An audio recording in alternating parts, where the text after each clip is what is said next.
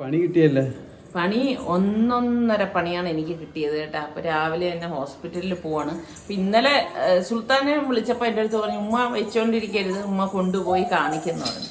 ഇവരൊക്കെ പറഞ്ഞു. പക്ഷെ ഞാൻ വിചാരിച്ച്, ഞാൻ അങ്ങനെ പെട്ടെന്ന് എടുത്തിയാടി അങ്ങനെ ഓടുന്ന ഒരാളല്ല കേട്ടോ. എനിക്ക് എന്ത് ചെയ്യണമെന്ന് പറഞ്ഞു. ഞാൻ ഓടി ഇവിടെ വന്ന് പിന്നെ സാറിക്ക് അടുത്ത് പറഞ്ഞപ്പോൾ സാർക്ക് പറഞ്ഞ് ഓടിപ്പോയി മുഖം കഴുകുമെന്ന് പറഞ്ഞു. അങ്ങനെ ഞാൻ ഓടിപ്പോയി മുഖമൊക്കെ കഴുകി. അപ്പം ഹോസ്പിറ്റലിൽ വൈകുന്നേരം ആയതുകൊണ്ട് കണ്ണാശുപത്രി ഡോക്ടേഴ്സൊക്കെ ആ സമയത്ത് ഉണ്ടാവത്തില്ലല്ലോ. പിന്നെ നോമ്പ് കുറിക്കാനും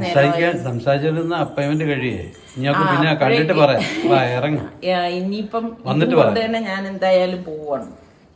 അങ്ങനെ ഇവിടെ വന്നിടം തന്നെ ഡോക്ടർ കണ്ടപ്പോഴേക്ക് ഡോക്ടർ കണ്ണിന്റെ പ്രഷറിനും അതുപോലെ തന്നെ വിഷനും ഒക്കെ ഇതാ ടെസ്റ്റ് ചെയ്യാണ്. അപ്പൊ അവിടെ വന്ന് അതൊക്കെ ടെസ്റ്റ് ചെയ്ത് കഴിഞ്ഞപ്പോഴേക്ക് ഡോക്ടർ പറഞ്ഞു, ഇത് കണ്ണിന്റെ നമ്മുടെ കൃഷ്ണമണിയില്ലേ, അതിൽ എനിക്ക് സ്ക്രാച്ച് വന്നുപോയി. അപ്പം തുള്ളി മരുന്ന് ഒഴിച്ചിട്ട് ഇതാ വെയിറ്റ് ചെയ്യാനായിട്ട് പറഞ്ഞു. അങ്ങനെ ഒരു മണിക്കൂറോളം ഇങ്ങനെ വെയിറ്റ് ചെയ്യാണ്.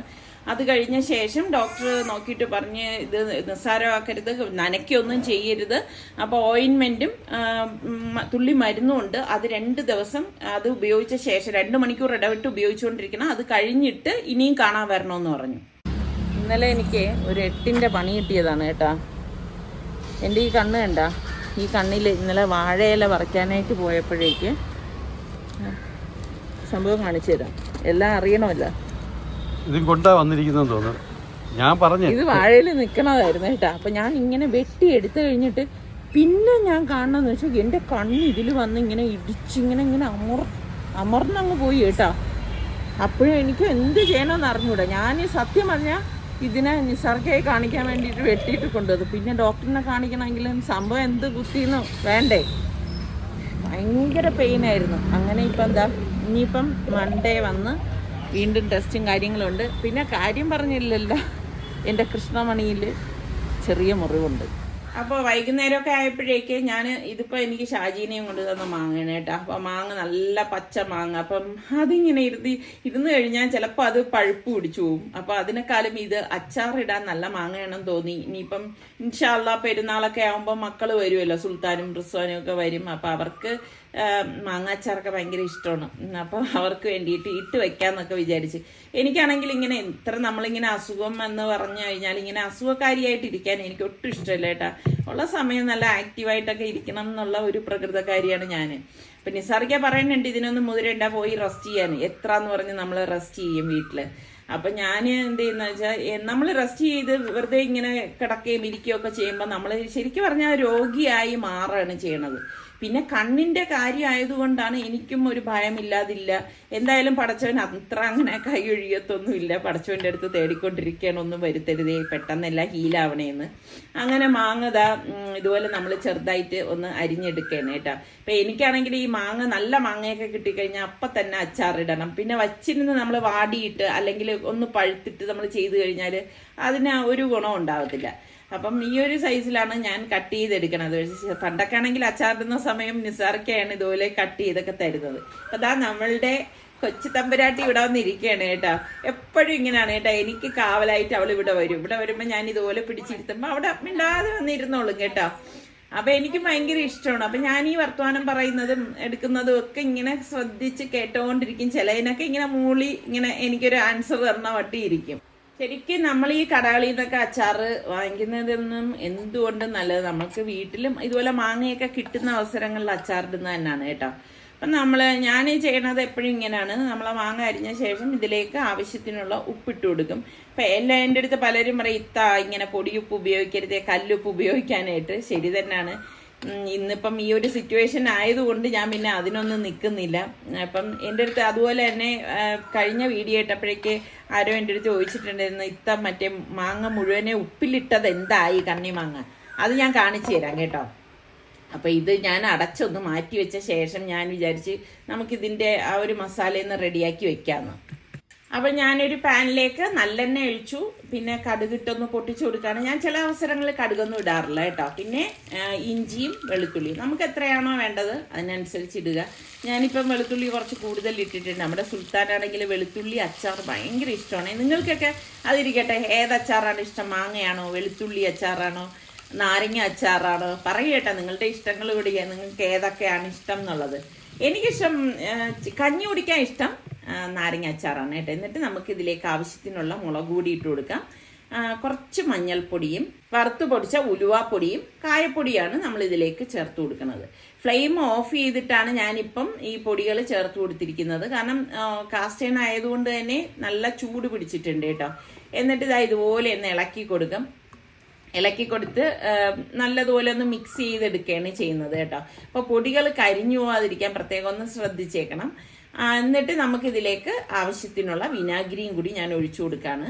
അപ്പം കുറച്ച് ദിവസം വെച്ചിരിക്കാനുള്ളതായതുകൊണ്ടാണ് ഞാനിപ്പോൾ ഇതിലേക്ക് വിനാഗിരി ഒഴിച്ചു കൊടുക്കുന്നത് കേട്ടോ. ഇപ്പം അപ്പോഴപ്പോഴും ഇൻസ്റ്റൻ്റ് ആയിട്ടൊക്കെ നമ്മൾ എടുത്ത് ഉപയോഗിക്കാനാണെങ്കിൽ ഞാൻ അങ്ങനെ വിനാഗിരി ഉപയോഗിക്കില്ല. പക്ഷെ നിങ്ങൾ അച്ചാറിടുമ്പോൾ എപ്പോഴും നല്ലെണ്ണ അതിനെ ഉപയോഗിക്കണം. ആ അച്ചാറിനാണ് ടേസ്റ്റ് കൂടുതൽ കേട്ടോ. അപ്പം ഇതിനി നന്നായിട്ടൊന്ന് തണുക്കാൻ വയ്ക്കണം കേട്ടോ. തണുത്ത ശേഷം മാത്രം നമുക്ക് മിക്സ് ചെയ്യാം. അപ്പം ഞാൻ തണുക്കാൻ മാറ്റി വെച്ചിട്ടുണ്ടേ. അതിനിടയിൽ കുറച്ച് പണിയൊക്കെ ഉണ്ടായിരുന്നു. അതൊക്കെ കഴിഞ്ഞ് വന്നപ്പോഴേക്ക് ഇതാ നമ്മുടെ മസാല നന്നായി തണുത്തിട്ടുണ്ട്. അപ്പം നമുക്ക് അത് ആ ഉപ്പോട് കൂടിയിട്ടുള്ള മാങ്ങ നമ്മൾ ഇത് കട്ട് ചെയ്തത് ഇതിലേക്ക് ഇട്ടിട്ട് നല്ലതുപോലെ ഒന്ന് മിക്സ് ചെയ്ത് കൊടുക്കുക. അപ്പം മാങ്ങ കുറച്ച് കൂടുതലുള്ളത് കൊണ്ടാണ് ഞാനിപ്പം ഇതുപോലെ കുറച്ച് വലിയൊരു കാസ്റ്റ് അയണിൻ്റെ ഒരു പാൻ എടുത്തത്. 1 or 2 മാങ്ങയൊക്കെ ആണെങ്കിൽ നമ്മുടെ ഇരുമ്പ് ചട്ടി എടുത്താലും മതി കേട്ടോ. എന്നിട്ട് നന്നായിട്ടൊന്ന് മിക്സ് ചെയ്ത് കൊടുക്കണം. എല്ലായിടത്തും മസാല മിക്സ് ആവത്തക്ക രീതിയിൽ ഒന്ന് ഇളക്കി കൊടുത്താൽ മതി കേട്ടോ. അപ്പം നിങ്ങൾ നോമ്പ് പിടിച്ചിരിക്കുന്നവർ പ്രത്യേകിച്ച് എന്നോട് ക്ഷമിക്കണം. ശരിക്കും ഇത് കണ്ടാൽ തീർച്ചയായിട്ടും വായിൽ വെള്ളം വരും. എനിക്ക് നോമ്പാണ്. പക്ഷെ നമ്മളാ പറയണത് തന്നെ തെറ്റാണ് കേട്ടോ. ഞാനിങ്ങനെ ഇത് അച്ചാറല്ലേ, നമ്മൾ എത്രയൊക്കെ കൺട്രോൾ ചെയ്താലും അല്ലേ, ഞാൻ പറയണത് ശരിയല്ലേ? നിങ്ങൾ കമന്റ് ചെയ്യണം കേട്ടാ. അപ്പൊ ദാ ഇത് നല്ലതുപോലെ ഒന്ന് മിക്സ് ചെയ്തെടുക്കാം. ഞാൻ ഇപ്പൊ ഇതിലേക്ക് ഒരു തുള്ളി വെള്ളം പോലും ചേർക്കുന്നില്ല. ഇത് നല്ല, കാരണം ഞാൻ പറഞ്ഞില്ലേ കുറച്ച് ദിവസം വെച്ചിരുന്നിട്ട് ആ പിള്ളേർ വരുമ്പോൾ ഉപയോഗിക്കാൻ വേണ്ടിയിട്ട് ഉണ്ടാക്കിയതാണ്.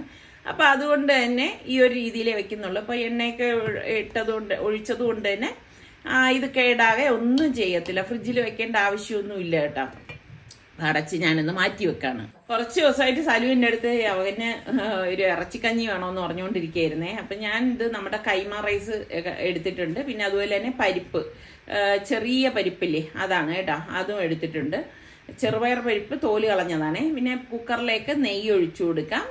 നെയ്യ് തന്നെ വേണം കേട്ടോ, എങ്കിലേ ടേസ്റ്റ് ഉണ്ടാകത്തുള്ളൂ. പിന്നെ ഇതിലേക്ക് വേണ്ടത് പട്ട, ഗ്രാമ്പു, കുറച്ച് നമ്മളുടെ ഉലുവ ഉണ്ടല്ലോ, അത് ഇത്രയും കൂടി നമുക്ക് ഇതിലേക്ക് ഇട്ട് കൊടുക്കാം. ഏലക്ക ഇടണ്ട കേട്ടോ, ഏലക്ക ഇടുമ്പോൾ ടേസ്റ്റ് വേറൊരു ടേസ്റ്റ് വരും. കുറച്ച് കാഷ്നട്ട് നിങ്ങൾക്ക് ഇഷ്ടമാണെങ്കിൽ ചേർത്ത് കൊടുക്കാം. കുറച്ച് ഇടുമ്പം നല്ലതാണ് കേട്ടോ. 2 പച്ചമുളക് ഒന്ന് ചതച്ചതും, ഒരു സവാള, ചെറിയ സവാള കേട്ടോ അരിഞ്ഞെടുത്തതാണ്, അതും കൂടി ഇട്ടിട്ട് ഒന്ന് വഴറ്റി കൊടുക്കാം. ഇത് ശരിക്കും വെറൈറ്റി രീതിയിലുള്ള ഒരു കഞ്ഞിയാണ് കേട്ടോ. അപ്പം ട്രൈ ചെയ്യാത്തവർ നിങ്ങൾ ട്രൈ ചെയ്ത് നോക്കാം. പിന്നെ ഞാൻ എന്താ ഒരു കൈപ്പിടി പുതിന ഇല എടുത്തിട്ടുണ്ടായിരുന്നു, അതൊന്ന് കഴുകിയിട്ട് ഇതിലേക്ക് ഇട്ട് കൊടുക്കുക. അതുപോലെ തന്നെ രമ്പയില, ഇതൊക്കെ ഇടുമ്പോൾ നല്ല ഒരു മണം വരും കേട്ടോ. ശരിക്കും ബിരിയാണിയുടെ മണമാണ് വരുന്നത്.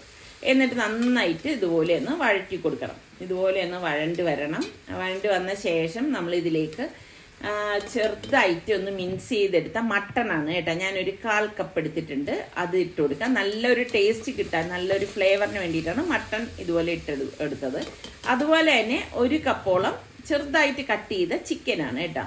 ആ ചിക്കനും കൂടി രണ്ടും കൂടി മിക്സ് ചെയ്ത ഒരു ബിരിയാണി കഞ്ഞിയാണിത് കേട്ടോ. എന്നിട്ട് നമുക്കിത് ഇതുപോലെ നല്ലതുപോലെ ഒന്ന് വഴറ്റി കൊടുക്കാം. ഈ നോമ്പ് തുടങ്ങിയ ആ സമയത്തെ സലു എൻ്റെ അടുത്ത് ചോദിക്കുന്നുണ്ട് കേട്ടോ. അങ്ങനെ ഇതിലേക്ക് ഇനിയിപ്പം 2 ടേബിൾ സ്പൂൺ ഇഞ്ചി വെളുത്തുള്ളി പേസ്റ്റ്, ഞാനിത് ഫ്രീസറിൽ വെച്ച് സെറ്റാക്കി വെച്ചതാണ് കേട്ടോ. അതും കൂടി ഇട്ടിട്ട് നമുക്കൊന്ന് വഴറ്റി കൊടുക്കാം. ഇതുപോലെ പെട്ടെന്ന് ഉണ്ടാക്കുമ്പം നല്ല യൂസ്ഫുൾ ആണ്. അപ്പം ഇതിൻ്റെയൊക്കെ വീഡിയോ ഞാൻ ഇതിന് മുൻപ് പോസ്റ്റ് ചെയ്തിട്ടുണ്ടായിരുന്നു. നിങ്ങൾ സലു കിച്ചൻ ജിഞ്ചർ ഗാർലിക് പേസ്റ്റ് എന്നൊക്കെ പറഞ്ഞ് സെർച്ച് ചെയ്താൽ നിങ്ങൾക്ക് കിട്ടും കേട്ടോ. ഇതിലേക്ക് നമുക്ക് 1 ടീസ്പൂൺ മഞ്ഞൾപ്പൊടി ഇട്ട് കൊടുക്കാം. അതുപോലെ തന്നെ 1 ടീസ്പൂണോളം കുരുമുളക് പൊടിയാണ് ചേർത്ത് കൊടുക്കണം കേട്ടോ. 1 or 2 ടീസ്പൂൺ ചേർത്ത് കൊടുക്കുക. അതൊക്കെ നമ്മളുടെ എരിവിൻ്റെ പാകത്തിന് ചേർത്ത് കൊടുക്കുക. 2 ടീസ്പൂൺ ഗരം മസാല പൊടിയും കൂടി ചേർത്ത് ഇതിലേക്ക് പാകത്തിനുള്ള ഉപ്പ് ഇട്ട് കൊടുക്കുക. പൊടികൾ നമ്മൾ ഇത്രയും മാത്രമേ ചേർത്ത് കൊടുക്കത്തുള്ളൂ കേട്ടോ. അപ്പോൾ ഇതിനൊന്നും പ്രത്യേകിച്ച് അങ്ങനെ ഒരു അളവും കണക്കൊന്നുമില്ല. നമ്മൾ എടുക്കുന്ന ആ ഒരു മീറ്റിൻ്റെയും എടുക്കുന്ന അരിയുടെ ക്വാണ്ടിറ്റി അനുസരിച്ച് നമ്മൾ ചേർത്ത് കൊടുത്താൽ മതി. ഇതുപോലെ ഒന്ന് വഴറ്റി കൊടുക്കുക.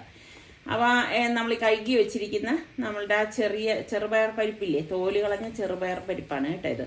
അത് ഇതിലേക്ക് ഇട്ട് കൊടുക്കാം. ഞാൻ പറഞ്ഞില്ലേ ഒരു വെറൈറ്റി രീതിയിലുള്ള ഒരു കഞ്ഞിയാണ്, നല്ല ഹെൽത്തി ആയിട്ടുള്ള ഒരു കഞ്ഞിയാണ് കേട്ടോ.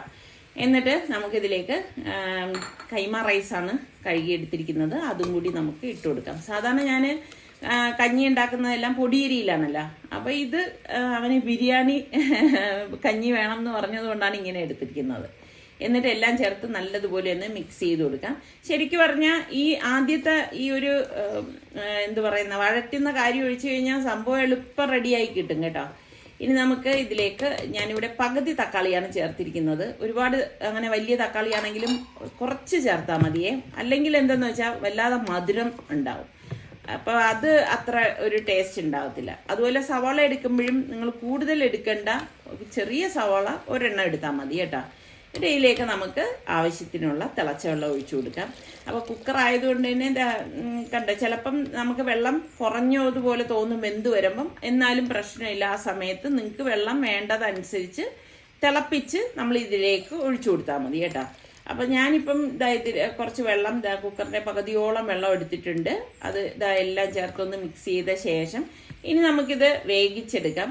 വേവിച്ചെടുക്കുമ്പോഴേക്ക് കുറച്ച് കൂടുതൽ വെന്തെന്ന് പറഞ്ഞിട്ട് ഒരു കുഴപ്പമില്ല കേട്ടോ. അപ്പോൾ ഈ സമയത്ത് നിങ്ങൾ നോമ്പൊന്നും ഇല്ലാത്ത സമയമാണെങ്കിൽ നിങ്ങൾ നോക്കുക, അല്ലെങ്കിൽ നിങ്ങൾക്ക് ഒരു ഉദ്ദേശം അറിയാമല്ലോ ഉപ്പൊക്കെ ഉണ്ടോ എന്നുള്ളത്. എന്നിട്ട് അടച്ച് വെയിറ്റ് ഇട്ട ശേഷം നമുക്ക് ഒരു 5-6 വിസിൽ വരെ ഒന്ന് വേവിച്ചെടുക്കാം. അപ്പോൾ പ്രഷർ കുക്കർ അടുപ്പത്തേക്ക് വെച്ച് ഇതിലേക്ക് നമുക്ക് വെളിച്ചെണ്ണ ഒഴിച്ചിട്ട് പട്ട, ഗ്രാമ്പ്, ഏലക്ക, പെരിഞ്ജീരകം, ഉലുവയൊക്കെ ഇട്ട് ഒന്ന് പൊട്ടിച്ചു കൊടുക്കാം. അപ്പോൾ രാവിലെ നിസാറിക്ക് മട്ടൺ വാങ്ങിച്ചുകൊണ്ട് വന്നിട്ടുണ്ടായിരുന്നു. അപ്പം മട്ടൻ കറി ഉണ്ടാക്കാൻ വേണ്ടിയിട്ടാണ്. അപ്പോൾ സവാള വളരെ ചെറുതായിട്ട് അരിഞ്ഞെടുത്തിട്ടുണ്ട്. പെട്ടെന്ന് വഴണ്ടിയിട്ടാൻ വേണ്ടിയിട്ടാണ് അങ്ങനെ ചെയ്തത് കേട്ടോ. അപ്പം നമ്മൾ എങ്ങനെയാണെന്ന് വെച്ച് കഴിഞ്ഞാൽ ഇപ്പം നോമ്പ് തുറക്കുന്ന സമയത്ത് നിസാറിക്ക് ഇവിടെ ഉണ്ടാവത്തില്ല, പള്ളിയിലായിരിക്കും. നിസ്കാരം കഴിഞ്ഞ ശേഷം മഗ്‌രിബ് കഴിഞ്ഞിട്ടായിരിക്കും നിസാറിക്ക് വീട്ടിൽ വരുന്നത്. അപ്പോഴേക്കും നമ്മൾ നോമ്പ് തുറക്കണത് എന്തെങ്കിലും ജ്യൂസോ എന്തെങ്കിലും കൊണ്ട് നോമ്പ് തുറക്കും. പിന്നെ ഇതാ ഇതിലേക്ക് ഇഞ്ചി, വെളുത്തുള്ളി പേസ്റ്റും പച്ചമുളകും ചതച്ചതും കൂടി ഇട്ട് കൊടുക്കുന്നുണ്ട് കേട്ടോ. എന്നിട്ട് നിസാറിക്ക് വന്ന ശേഷമായിരിക്കും പിന്നെ നമ്മൾ കഞ്ഞി കുടിക്കുന്നത്. അപ്പം എന്തെങ്കിലും ജ്യൂസും ഫ്രൂട്ട്സും കൊണ്ട് നോമ്പ് തുറക്കും. അത് കഴിഞ്ഞ് കഞ്ഞി കുടിക്കും. പിന്നെ രാത്രി കഴിച്ചാൽ കഴിച്ച്, അല്ലെങ്കിൽ പിന്നെ അത്താഴത്തിനായിരിക്കും കഴിക്കുന്നത് കേട്ടോ. അപ്പം ഇതിപ്പോൾ മസാലയൊക്കെ ഞാൻ മിക്സിയിലേക്കിട്ട് ഒന്ന് അരച്ചിട്ടാണ് ചേർത്ത് കൊടുക്കുന്നത്. അതിന് വേണ്ടിയിട്ട് മുളക് പൊടി, മല്ലിപ്പൊടി, മഞ്ഞൾപ്പൊടി, ഉപ്പ് ഒക്കെ ഗരം മസാലയൊക്കെ ചേർത്തിട്ട് ഒന്ന് അരച്ചെടുക്കും കേട്ടോ. അരച്ചെടുത്തിട്ട് നമ്മൾ കറികളിലേക്ക് ചേർക്കുമ്പോൾ നല്ല കൊഴുപ്പൊക്കെ ഉണ്ടാവും. അപ്പം നിങ്ങളെങ്ങനെയാണ് ഇപ്പം നോമ്പ് തുറന്ന ഉടൻ ഭക്ഷണം കഴിക്കുമോ, അതേ രാത്രിയാണ് കഴിക്കുന്നത്? ഇവിടെ പിന്നെ അത് കഴിഞ്ഞ് തറാവി കഴിഞ്ഞ് വന്ന ശേഷം എന്തെങ്കിലും ഫ്രൂട്ട്സ് കഴിക്കും കേട്ടോ നമ്മൾ. അല്ലാതെ പിന്നെ അപ്പോഴും ഫുഡ് കഴിക്കണമില്ല. സത്യം പറഞ്ഞാൽ ഇപ്പം ഫുഡ് കഴിപ്പെന്ന് പറയുന്നത് ഇടത്താഴത്തിൻ്റെ ആ ഒരു സമയത്തായിരിക്കും എന്തെങ്കിലും ഫുഡ് കഴിക്കുന്നത് കേട്ടോ. അല്ലാതെ നമ്മൾ രാത്രി കഞ്ഞി വൈകുന്നേരം നോമ്പ് തുറക്കുന്ന സമയത്ത് കഞ്ഞി കുടിക്കത്തില്ലേ, അത് തന്നെ ഉള്ളൂ. പിന്നെ അങ്ങോട്ട് ഫുഡൊന്നും കഴിക്കത്തില്ല കേട്ടോ. പിന്നെ ഈ വിഷാംസ്കാരത്തിൻ്റെ ഇടയിൽ ഞാനൊന്ന് ചായ കുടിക്കും, എന്നിട്ടാണ് തറാവി നിസ്കരിക്കുന്നത്. അപ്പം നിസാറിക്ക വന്ന ശേഷമായിരിക്കും പിന്നെ ചായയൊക്കെ കുടിക്കുന്നത്. പിന്നെ എന്തെങ്കിലും സ്പെഷ്യലായിട്ടൊക്കെ ഉണ്ടാക്കുന്ന ദിവസം എന്തെങ്കിലും കഴിക്കാൻ ഇപ്പോൾ വലുതായിട്ടൊന്നും അങ്ങനെ കഴിക്കത്തില്ല കേട്ടാ. ഒരു പീസ് അങ്ങനെ കഴിച്ചാൽ അത്രയൊക്കെ ഉള്ളൂ. എല്ലാവരും അങ്ങനെ തന്നെയാണ് കേട്ടാ. എന്നിട്ട് ഈ മസാലയൊക്കെ ഒന്ന് വഴറ്റിയെടുത്ത ശേഷം നമുക്ക് ഈ മട്ടൺ പീസസ് ഇതിലേക്ക് ഇട്ടിട്ട് എല്ലാം ചേർത്ത് ഒന്ന് വഴറ്റി കൊടുക്കാം. ഇപ്പം നിങ്ങളുടെയൊക്കെ നോയമ്പ് തുറ എങ്ങനെയാണ്? അതുപോലെ നിങ്ങൾ പലരും പറയും കേട്ടോ, നോമ്പ് തുറക്കുന്ന സമയത്ത് നാരങ്ങാ വെള്ളം കുടിച്ചുകൂടാന്ന്. സത്യം പറയാമല്ലോ, ഞാനിവിടെ നോമ്പ് തുറക്കുന്ന സമയം നാരങ്ങാ വെള്ളമാണ് കുടിക്കുന്നത്. കുറച്ച് തക്കാളി ഇതിലേക്ക് ഇട്ടിട്ടുണ്ട്. പകുതി തക്കാളിയാണ് ഞാൻ ഇതിലേക്ക് ഇട്ടിട്ട് ഒന്ന് വഴറ്റി കൊടുക്കുന്നത്. എനിക്ക് സത്യം പറഞ്ഞാൽ പണ്ടേ ഉള്ളതാണ് കേട്ടോ. നമ്മൾ ആ നോമ്പ് തുറക്കുന്ന സമയത്ത് ഒരു ഗ്ലാസ് നാരങ്ങാ വെള്ളം കുടിച്ചു കഴിയുമ്പോഴാണ് എനിക്ക് ആ ഒരു ക്ഷീണം മാറുന്നത് പോലെ തോന്നുന്നത് കേട്ടോ. എന്തുകൊണ്ട് കുടിച്ചുകൂടാ എന്ന് പറയുന്നതിൻ്റെ സീരിയസ് എനിക്ക് അറിയത്തില്ല. പക്ഷെ എനിക്കത് കുടിക്കുമ്പോഴാണ് ഒരു ആശ്വാസം കിട്ടുന്നത്. നിങ്ങളിൽ എത്ര പേരുണ്ട് നാരങ്ങാ വെള്ളം കുടിക്കുന്നവരൊന്നും കൂടി പറയുക കേട്ടാ. എത്ര നമ്മൾ മറ്റു ജ്യൂസ് കുടിച്ചാലും ആ നാരങ്ങാ വെള്ളം പോലെ ആവത്തില്ല. എന്നിട്ട് പ്രഷർ കുക്കർ ഞാൻ സ്റ്റീം പോയ ശേഷം ഇതൊന്ന് തുറക്കുകയാണ്. ഞാൻ പറഞ്ഞില്ലേ ഇപ്പോൾ ഇനിയിപ്പം ഇത് ഇളക്കി എടുക്കുമ്പോഴേക്ക് നമ്മളുടെ ബിരിയാണി കഞ്ഞി റെഡിയാണ്. അപ്പം ഇത് നിങ്ങൾക്ക് ലൂസാക്കണം എന്ന് തോന്നുകയാണെങ്കിൽ കുറച്ച് തിളച്ച വെള്ളം കൂടെ ഒഴിച്ചാൽ മതി കേട്ടോ. അതല്ല നിങ്ങൾക്ക് തേങ്ങാപ്പാലും കൂടി ചേർക്കണം എന്നുണ്ടെങ്കിൽ ഈ സമയത്ത് കുറച്ച് തേങ്ങാപ്പാലും കൂടി ഇതിലേക്ക് ചേർത്ത് മിക്സ് ചെയ്യാം. അതൊക്കെ നിങ്ങളുടെ ഇഷ്ടത്തിനനുസരിച്ച് ചെയ്യാം. എൻ്റെ ഒരു അഭിപ്രായത്തിൽ തേങ്ങാപ്പാലില്ലാതെ കഴിക്കുന്നതായിരിക്കും ടേസ്റ്റ് കൂടുതൽ കേട്ടോ. അപ്പം ഞാനിത് മറ്റൊരു പാനിലേക്ക് ഒന്ന് മാറ്റി വെക്കാണ്. അപ്പം ഇങ്ങനെ വെക്കുമ്പോഴേക്ക് പിന്നെ അടച്ചു വെച്ചിരുന്നാൽ പിന്നെ ഈ സമയം കൊണ്ട് നമുക്ക് ഈ പ്രഷർ കുക്കർ ഒന്ന് കഴുകി മാറ്റി വെക്കുകയും ചെയ്യാം. അപ്പം ഈ നോമ്പ് തുറന്നു കഴിയുന്ന സമയത്ത് നമുക്ക് ഇതുപോലെയുള്ള പണികളൊക്കെ ചെയ്യാൻ ഭയങ്കര ബുദ്ധിമുട്ടായിരിക്കും അല്ലേ. അപ്പം ഇതാ കുറച്ച് വെള്ളത്തിൻ്റെ കുറവ് തോന്നിയത് കൊണ്ട് ഞാൻ തിളച്ച വെള്ളം ഇതിലേക്ക് ഒഴിച്ചിട്ട് ഒന്ന് മിക്സ് ചെയ്ത് കൊടുക്കുകയാണ് ചെയ്യുന്നത് കേട്ടോ.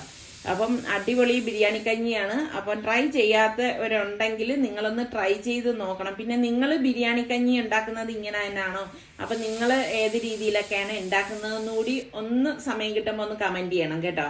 ഇപ്പം നമുക്ക് നോമ്പ് കുറയ്ക്കാനുള്ള മെയിൻ സാധനങ്ങളായി. സത്യം പറഞ്ഞാൽ അപ്പോൾ ഭയങ്കര ആശ്വാസമാണ് കേട്ടോ. കാരണം നോമ്പ് തുറ കഴിഞ്ഞ ശേഷം കുക്ക് ചെയ്യാനൊന്നും എന്നെ കൊണ്ടാണെങ്കിൽ ഭയങ്കര ബുദ്ധിമുട്ടാണ് കേട്ടോ. പിന്നെ കിച്ചണിൽ വന്ന് കുക്കിംഗ് ഒക്കെ, അതുകൊണ്ട് ഇപ്പം നേരത്തെ പണികളങ്ങ് ഒതുക്കി വെക്കും. അപ്പോൾ ഇതാ നമ്മളുടെ മട്ടൻ കറിയും ഇവിടെ റെഡി ആയിട്ടുണ്ട്. അപ്പം ഇതാ കണ്ട, ഇന്നിപ്പം കുറച്ച് ചാറോട് കൂടിയിട്ട് ഇപ്പം നോമ്പും കൂടി ആയതുകൊണ്ട് ഇപ്പം ചാറായിരിക്കും കുറച്ച് കഴിക്കുന്നത് കേട്ടോ. അങ്ങനെ ഇപ്പം ദാ നമ്മളുടെ അടിപൊളി ബിരിയാണി കഞ്ഞിയും അതുപോലെ തന്നെ മട്ടൻ കറിയും റെഡി ആയിട്ടുണ്ട്. അപ്പം മട്ടൻ കറി റെഡി ആയപ്പോഴേക്കും ഇനിയിപ്പോൾ പലഹാരം എന്തെങ്കിലും വേണമല്ലോ. അപ്പം ഞാൻ വിചാരിച്ചു പെട്ടെന്ന് എന്നാൽ അതും കൂടി ഒന്ന് തയ്യാറാക്കി വെക്കാമെന്ന് കരുതിയിട്ട് വെള്ളം വെട്ടി തിളയ്ക്കുമ്പോഴേക്കും അതിലേക്ക് ഉപ്പിട്ട ശേഷം നമ്മൾ വറുത്ത അരിപ്പൊടി ഇതിലേക്ക് ഇട്ടിട്ട് നന്നായിട്ടൊന്ന് മിക്സ് ചെയ്ത് കൊടുക്കും. അപ്പം വറുത്ത അരിപ്പൊടി ഞാൻ വാങ്ങുന്നതാണോ അതേ വീട്ടിലുണ്ടാക്കുന്നതാണോ എന്നൊക്കെ കുറേ പേരിങ്ങനെ ചോദിക്കലുണ്ട് കേട്ടോ. അപ്പം ഞാൻ ഈ അടുത്തും എങ്ങനെയാണ് ഞാൻ അരിപ്പൊടി വറുത്ത് അതായത് പൊടിച്ചെടുക്കുന്നതെന്നൊക്കെ ഞാൻ വീഡിയോ ഇട്ടിട്ടുണ്ടായിരുന്നേ. അപ്പം ദാ മാവ് ദാ ഇതുപോലെ ഇളക്കി എടുത്തിട്ടുണ്ട്. അപ്പം അത് ഞാൻ എളുപ്പത്തിന് വേണ്ടിയിട്ട് അഗാറയുടെ സ്റ്റാൻഡ് മിക്സറാണ് എടുത്തിരിക്കുന്നത് കേട്ടോ. ഇതാകുമ്പോൾ സത്യം പറയാം ഒരാളിൻ്റെ പണി അതങ്ങ് ചെയ്തോളും കേട്ടോ. അപ്പം അത് നല്ലതുപോലെ ഒന്ന് കുഴച്ച് തന്നിട്ടുണ്ട്. അപ്പം ഇതാ മാവൊന്ന് ഉരുട്ടിയെടുക്കണം. ഇനി നമുക്ക് വേറെ പണിയൊന്നും ഇല്ലല്ലോ. ഇത് സത്യം എനിക്കിപ്പോൾ പത്തിരി ഉണ്ടാക്കാൻ ഭയങ്കര എളുപ്പമാണ് കേട്ടോ, ഈ അകാറ ഉള്ളതുകൊണ്ട്. എന്നിട്ട് നമുക്കൊന്ന് പരത്തിയിട്ട് പാനിലേക്ക് വെച്ചിട്ട് ഒന്ന് ചുട്ടെടുക്കുകയാണ് ചെയ്യണത്. കുറച്ച് വലിപ്പമുള്ളതായതുകൊണ്ടാണ് ഇതിപ്പോൾ 2 എണ്ണം ഞാൻ ഇതിലേക്ക് ഇട്ട് കൊടുത്തിരിക്കുന്നത്. ഇതിന്ന് കുറച്ച് വലിപ്പം കുറവെടുക്കുകയാണെങ്കിൽ നമുക്കൊരു 4 എണ്ണം വരെ നമുക്ക് ഇതിൽ ചുട്ടെടുക്കാനായിട്ട് പറ്റും കേട്ടോ. അപ്പോൾ പെട്ടെന്ന് ഹൈ ഫ്ലെയിമിൽ വെച്ചിട്ട് ഞാനിതങ്ങ് റെഡിയാക്കി എടുക്കുകയാണ് ചെയ്യുന്നത്. അപ്പൊ ഞാൻ ചട്ടുവൊന്നും എടുക്കാതെ കൈകൊണ്ടാണ് ഇതൊക്കെ ചെയ്യണത്. അപ്പൊ പുതിയ കൊച്ചു കുട്ടികളൊക്കെ ഇത് കാണുന്നവര് എന്നെ അനുകരിക്കണ്ട കേട്ടോ. നിങ്ങൾ ചട്ടുവൊക്കെ എടുത്തിട്ട് ചെയ്താൽ മതി. അപ്പം നിങ്ങളുടെ പൂ പോലെയുള്ള കൈകളൊക്കെ പൊള്ളിപ്പോവും. അപ്പം ഞാനിതിപ്പം എൻ്റെ ഒരു എക്സ്പീരിയൻസ് കൊണ്ട് കൈകൊണ്ട് തിരിച്ചിടുകയും മറിച്ചിടുകയും ഒക്കെ ചെയ്യുന്നതാണ് കേട്ടോ. അപ്പം പെട്ടെന്ന് റെഡിയാവാൻ എനിക്ക് ഇത് ഭയങ്കര യൂസ്ഫുൾ ആണ്, ഈ വലിയൊരു പാൻ. അപ്പം എന്നെ പോലെ ചട്ടുക ഉപയോഗിക്കാത്ത ആൾക്കാരും ഒക്കെ നമ്മുടെ കൂട്ടത്തിലുണ്ടല്ലോ, ആരൊക്കെയാണെന്നൊന്ന് പറയൂ കേട്ടാ. അപ്പം ഇതിനിടയിൽ ഇതാ പത്തിരി റെഡിയാകുന്നത് ഞാൻ കാസറോളിലേക്ക് ഇടുന്നുണ്ട്. അപ്പോൾ പലരും ഞാൻ ഇതിന് മുൻപ് ഇടുമ്പോഴേ പറയും ഇപ്പം അടച്ചു വെക്കരുത്, ഇപ്പം അടച്ചു വെക്കരുത്, തണുപ്പ് മാറിയിട്ട് അടച്ചു വെച്ചാൽ മതി എന്ന് പറയും. പക്ഷെ അടച്ചു വെച്ചാലും പ്രത്യേകിച്ചൊന്നും സംഭവിച്ചിട്ടില്ലായിരുന്നു കേട്ടോ. എന്തായാലും നിങ്ങളുടെ അഭ്യർത്ഥന മാനിച്ച് ഞാനിപ്പോൾ അടച്ചു വെച്ചിട്ടില്ല. ഇതെല്ലാം റെഡിയായി ഒന്ന് കഴിഞ്ഞ ശേഷമാണ് ഞാൻ ഇതൊന്ന് അടച്ച് വയ്ക്കുന്നത് കേട്ടോ. അപ്പം ഇനിയിപ്പം ഞാൻ പാല് ഇപ്പം നോമ്പായതുകൊണ്ട് തന്നെ ഇപ്പം സാറിക്ക് ചായക്ക് വേണ്ടി പാല് കൊണ്ടുവന്നാലും 2-3 കവറൊക്കെ ഇവിടെ ഇങ്ങനെ പാലിങ്ങനെ ഇരിക്കുന്നുണ്ട് കേട്ടോ. അപ്പം ഈ ഒരു ദിവസം കഴിഞ്ഞ് കഴിയുമ്പോൾ പിന്നെ എനിക്ക് അതാത് പാല് അതായത് ആ ഫ്രഷ് പാല് തന്നെ എനിക്ക് ചായക്ക് എടുക്കണം കേട്ടോ. ഒന്ന് പഴകിയ എനിക്ക് ഇഷ്ടമില്ല. അപ്പം ഞാൻ വിചാരിച്ചു ശരി അതൊന്ന് കാച്ചി എടുക്കാമെന്ന്. നമ്മളുടെ അച്ചാറ് കണ്ടായിരിക്കുന്നത് അടിപൊളിയായിട്ട് എണ്ണയൊക്കെ ഇറങ്ങി അതിന് ഉപ്പൊക്കെ ഇറങ്ങി നല്ല പരുവത്തിന് വന്നിട്ടുണ്ട്. ഇതൊന്ന് ഞാനൊന്ന് ഇളക്കി വിടണേ. ഒട്ടും വെള്ളം നമ്മൾ ഇതിലേക്ക് തട്ടാൻ പാടില്ല. നമ്മൾ ഉപയോഗിക്കുന്ന സ്പൂണായാലും ഒക്കെ അത് പാത്രമായാലും എല്ലാം ഒന്ന് സൂക്ഷിച്ചേക്കണം. വെള്ളത്തിന്റെ അംശം വന്നു കഴിഞ്ഞാൽ അച്ചാറ് അധിക കാലം ഇരിക്കത്തില്ല കേട്ടോ. അങ്ങനെ ഇപ്പം അച്ചാറൊന്ന് ഇളക്കി കൊടുത്ത ശേഷം എനിക്കിങ്ങനെ ഈ സ്വന്തമായിട്ട് ഞാൻ അച്ചാർ ഇതുപോലെയൊക്കെ ഇട്ട് കഴിഞ്ഞാൽ ഇടക്കിടക്ക് ഇങ്ങനെ കാണാൻ എനിക്ക് ഭയങ്കര ഇഷ്ടമാണ് കേട്ടോ. അതൊന്ന് മാറ്റി വെച്ചു. അപ്പം ഈ പാല് ഒന്ന് തിളപ്പിച്ചെടുക്കുകയാണ്. അപ്പം ഞാൻ വിചാരിച്ച് എന്നാൽ പിന്നെ ഉറയൊഴിച്ചു വെക്കാം, അതും കൂടി ഇപ്പം നിങ്ങൾക്ക് കാണിച്ചു തരാമല്ലോ എന്ന് വിചാരിച്ചു. ഒരു തുള്ളി വെള്ളം പോലും നമ്മൾ ഈ പാലിലേക്ക് ചേർക്കത്തില്ല കേട്ടോ. അപ്പോൾ ആ പാല് ഒന്ന് തിളച്ച് വരണം. തിള വന്ന ശേഷം ഇതൊന്ന് തണുക്കണം കേട്ടോ. ഒരുപാട് അങ്ങ് തണുക്കണ്ട. നമ്മളൊരു ഇങ്ങനെ വിരലിട്ട് കഴിഞ്ഞാൽ ചെറു ചൂടില്ലേ, ആ ഒരു പരുവത്തിലാണ് നമ്മളിത് ഉറയാക്കുന്നത്. അപ്പം നിങ്ങൾ വീട്ടിൽ ഉറയൊഴിക്കണ എത്ര പേരുണ്ട്? അതേ കടയിൽ നിന്ന് വാങ്ങുന്നവരാണോ? ഞാൻ ഒരിടയ്ക്ക് പറഞ്ഞ മാതിരി സ്ഥിരം ഉറയൊഴിക്കുമായിരുന്നു. പിന്നെ ഈ അത്യാവശ്യ ഘട്ടത്തിന് പുറത്തുനിന്നൊക്കെ വാങ്ങിക്കും കേട്ടോ. അപ്പം സലു എൻ്റെ അടുത്ത് കുറച്ച് ഉറ കൊണ്ട് തന്നു, സ്പെഷ്യൽ ഉറ എന്നൊക്കെ പറഞ്ഞിട്ട്, സ്പെഷ്യൽ തൈരാണെന്ന് പറഞ്ഞിട്ട്. അപ്പം അത് വെച്ചിട്ട് അവന് ഉറയൊഴിച്ചു കൊടുക്കാനാണ് പറഞ്ഞത്. അപ്പം ഞാൻ ഇതിപ്പോൾ 2 കുപ്പിയിൽ ഉറയൊഴിക്കാനായിട്ടുണ്ട്. അങ്ങനെ ഞാൻ അതിട്ടിട്ട് അത് ഇതിലേക്ക് കുപ്പിയിലേക്ക് ആക്കി ഒന്ന് മിക്സ് ചെയ്ത് കൊടുക്കുകയാണ്. ഇനി നമുക്ക് ഈ ഇളം ചൂട് പാലില്ലേ, അത് ഇതിലേക്ക് ഒഴിച്ചു കൊടുക്കുകയാണ് ചെയ്യുന്നത്. സത്യം പറഞ്ഞാൽ ഉറയൊഴിക്കാനൊക്കെ വളരെ എളുപ്പമാണ് അല്ലേ. ഇപ്പം ഇതിനിടയിൽ ഞാൻ ഓൺലൈനിലായിട്ട് ഒറയൊഴിക്കുന്ന ഒരു സംഭവം വാങ്ങിച്ചിട്ടുണ്ടായിരുന്നു കേട്ടാ. പക്ഷേ എനിക്ക് അത് അത്ര ഒരു കംഫർട്ടായിട്ടൊന്നും തോന്നിയില്ല കേട്ടാ. ചിലത് നമ്മൾ അങ്ങനെ, അതുകൊണ്ടാണ് ഞാൻ പിന്നെ അത് നിങ്ങളെ കാണിക്കാത്തത് കേട്ടാ. നല്ല സാധനങ്ങൾ മാത്രമേ ഞാൻ നിങ്ങളുമായിട്ട് ഷെയർ ചെയ്യത്തുള്ളൂ കേട്ടാ. അല്ലാത്തത് വെറുതെ വാങ്ങിച്ച് വേസ്റ്റ് ആക്കേണ്ട കാര്യമില്ലല്ലോ. അങ്ങനെ അതെടുത്ത് ഷെൽഫിൽ വെച്ചു. പിന്നെ ഈ നമ്മളുടെ ഈ ഒരു രീതിയിൽ തന്നെയാണ് ഇപ്പോൾ ഉറയൊഴിക്കുന്നത് കേട്ടാ. പക്ഷെ നമ്മൾ വീട്ടിൽ ഉറയൊഴിക്കുമ്പം ഭയങ്കര ടേസ്റ്റാണ് കേട്ടോ. നമ്മൾ ആ മോരൊക്കെ ഉണ്ടാക്കി കുടിക്കുമ്പോഴേ, നമ്മൾ എത്ര പുറത്തുനിന്ന് നല്ല തൈരെന്നൊക്കെ പറഞ്ഞ് നമ്മൾ വാങ്ങിയാലും നമ്മൾ വീട്ടിൽ ഉറയൊഴിക്കുന്നതിൻ്റെ ടേസ്റ്റ് ഒന്നും അതിന് കിട്ടത്തില്ല കേട്ടാ. അത് നമ്മൾ സ്ഥിരമായിട്ട് അങ്ങനെ ഉണ്ടാക്കി കുടിച്ചു നോക്കുമ്പോഴാണ് നമുക്കത് മനസ്സിലാവുന്നത്. ശരിയല്ലേ ഞാൻ പറഞ്ഞത്? നിങ്ങൾ തീർച്ചയായിട്ടും നിങ്ങളുടെ അഭിപ്രായം പറയണം കേട്ടോ. നമ്മുടെ സുൽത്താനാണെങ്കിൽ എപ്പോഴും മോര് ഭയങ്കര ഇഷ്ടമാണേ. അതുപോലെ സുൽത്താനെ പോലെ മോര് ഇഷ്ടമുള്ള എത്ര പേരുണ്ട്. അവരിങ്ങനെ നല്ല പച്ചമുളകും പിന്നെ കൊച്ചുള്ളിയും ഒക്കെ ഇട്ടിട്ട് ഇങ്ങനെ കലക്കി കറിവേപ്പിലൊക്കെ ഇട്ട് കൊടുത്തു കഴിഞ്ഞാൽ ഭയങ്കര ഇഷ്ടമാണ് കേട്ടോ. അങ്ങനെ മോര് കുടിക്കാൻ ഇഷ്ടമുള്ള എത്ര പേരാണുള്ളത്? എനിക്കും ഭയങ്കര ഇഷ്ടമാണ് നല്ല ചൂട് സമയത്തൊക്കെ മോര് കുടിക്കാൻ. ഇപ്പം പിന്നെ നമുക്ക് നോമ്പായതുകൊണ്ട് പകല് അതിൻ്റെ ആവശ്യം വരുന്നില്ലല്ലോ. അപ്പം ഞാനിതാ നമ്മളുടെ അച്ചാറ് കുപ്പിയിലേക്ക് ആക്കാൻ പോവുകയാണ്. ഞാൻ പറഞ്ഞില്ലേ പിള്ളേർ ഇൻഷാല്ലാ പിള്ളേർ വന്ന ശേഷമേ ഞാൻ ഇനിയിപ്പോൾ ഈ കുപ്പി തുറക്കത്തുള്ളൂ. കാരണം ഇത് അവർക്ക് വേണ്ടിയിട്ട് ഉണ്ടാക്കി മാറ്റി വെക്കാൻ വേണ്ടിയിട്ടാണ് കേട്ടോ. അപ്പം ഞാൻ ഇതാ നമ്മളുടെ അച്ചാറ് ഒന്നും കൂടിയൊക്കെ ഒന്ന് ഇളക്കിയിട്ട് നമുക്കിത് കുപ്പിയിലേക്ക് മാറ്റാം. അപ്പം അതുകൊണ്ടാണ് ഞാൻ പിന്നെ ഇതിലേക്ക് വേറെ ഒന്നും ചേർക്കാത്തത് കേട്ടോ. തിളച്ച വെള്ളം ചേർക്കണമെങ്കിൽ വേണം എന്നുള്ളവർക്ക് ചേർക്കാം. ഇതിപ്പോൾ ഞാൻ അതൊന്നും ചേർക്കാത്തത്. എനിക്കിത് ഇപ്പോൾ കുറച്ച് നാൾ ഇരിക്കണമല്ലോ. അപ്പോൾ പിന്നെ ചീത്തയാക്കി കളയാൻ പാടില്ലല്ലോ. അങ്ങനെ ഇതാ കുപ്പിയിൽ ഒന്ന് നിറച്ച് വെക്കുകയാണ്. ഇപ്പം ഞാൻ ഇതിനിടയിൽ അച്ചാറിട്ടത് ഞങ്ങൾക്കൊക്കെ ആയിട്ട് ഇതെവിടെ ഇരിപ്പുണ്ട് കേട്ടോ. കഞ്ഞിക്കൊപ്പം അച്ചാറൊക്കെ കുറച്ചൊന്ന് കഴിക്കണത് എനിക്ക് ഇഷ്ടമാണ് കേട്ടോ. അപ്പം ഇതൊക്കെയാണ് ഞങ്ങളുടെ ഇന്നത്തെ വിശേഷങ്ങൾ. അപ്പം നിങ്ങളുടെ കണ്ണുകളെ സൂക്ഷിക്കുക, ഒരു വെട്ടിലും ചെന്ന് വീണുകളായിരുത്. കണ്ണുകളെ പൊന്നുപോലെ നോക്കുക. അടുത്ത നല്ല റെസിപ്പിയോ വ്ളോഗോ ആയിട്ടൊക്കെ കാണുന്നത് വരെ എല്ലാവർക്കും ബൈ.